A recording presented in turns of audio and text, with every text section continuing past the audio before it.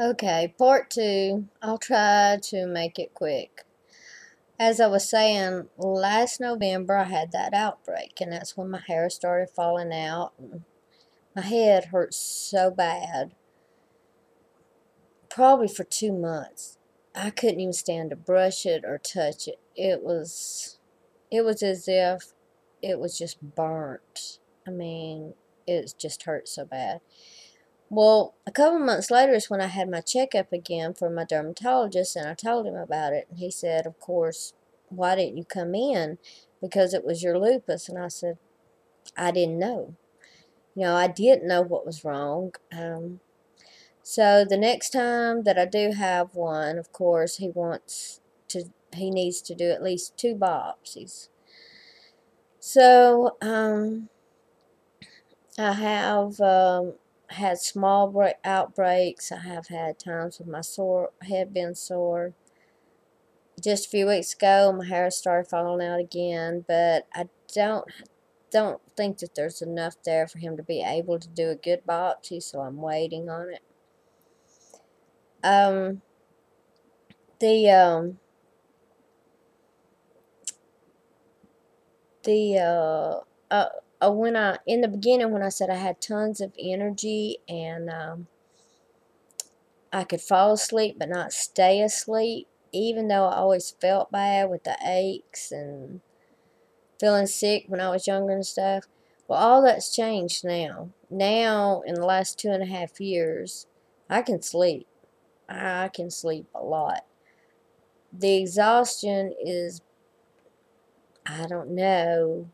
Those of you who have it, it's unexplainable. It's like there's nothing left of you. I mean, totally, there's nothing left.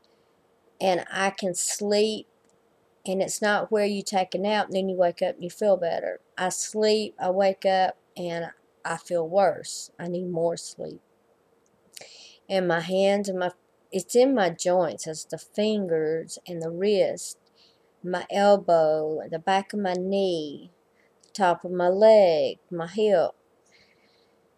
And like I was saying in one video, I really believe I could deal with the pain if I had some energy. Because I still, just like a couple of days at work, I know I was running a low-grade fever. But I know there was nothing wrong with me. I did not have a sinus infection. I was not sick. But it just happens. You freeze to death. I'm just so cold, and I'm already wearing 3 shirts, and I wear my jacket, and it usually passes in a day, sometimes a day and a half. And it's just very low temperature. No need to go in the doctor because I know there's nothing wrong.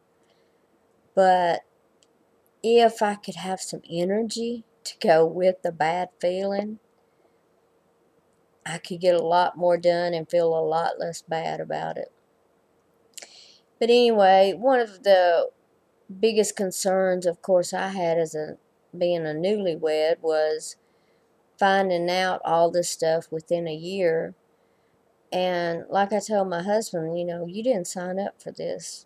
This is like huge. All of a sudden, I'm falling apart because we've known each other probably 12, 15 years.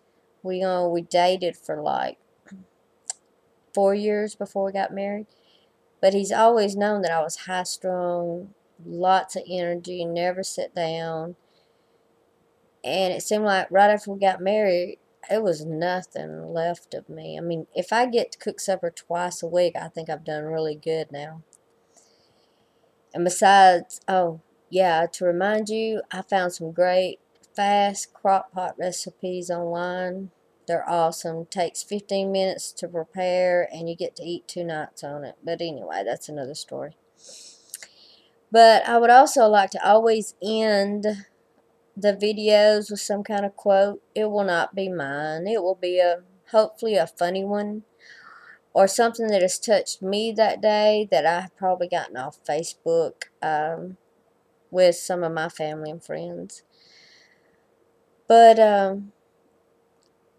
the depression comes from the not being able to do. And my whole way of life is having to be relearned. My way of thinking is having to be relearned. I miss my family. I miss all the grandkids that we have and not getting to spend enough time with them. It seems like they're growing up and we're missing out on it.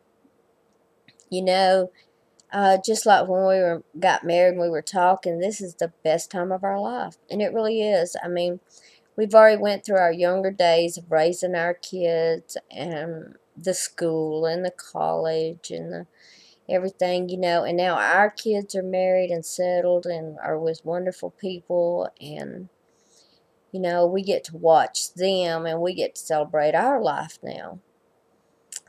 But one of us is kind of on the tired side, so I can never thank my husband enough for being so kind and thoughtful, because he does put a lot of things aside for me, going, doing things that he wants to do.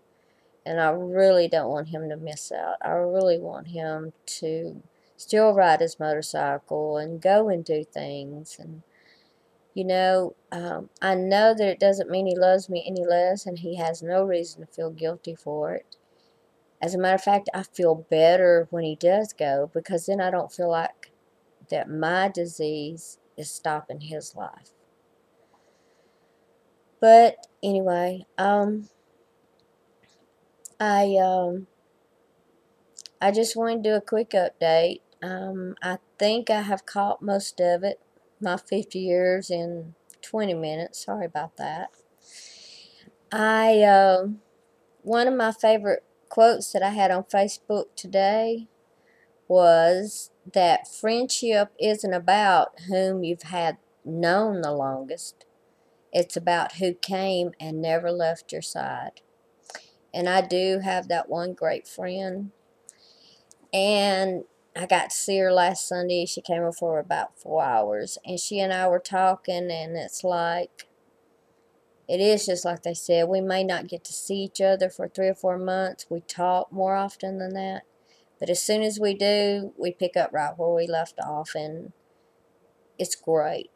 And it's awesome because we're so different. We complement each other.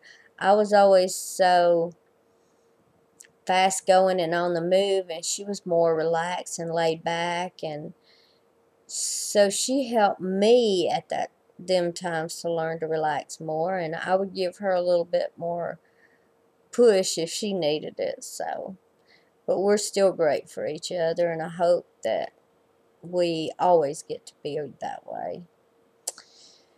But I have bored you long enough. I hope to see you again in a couple of days, and I will talk to you later. Bye.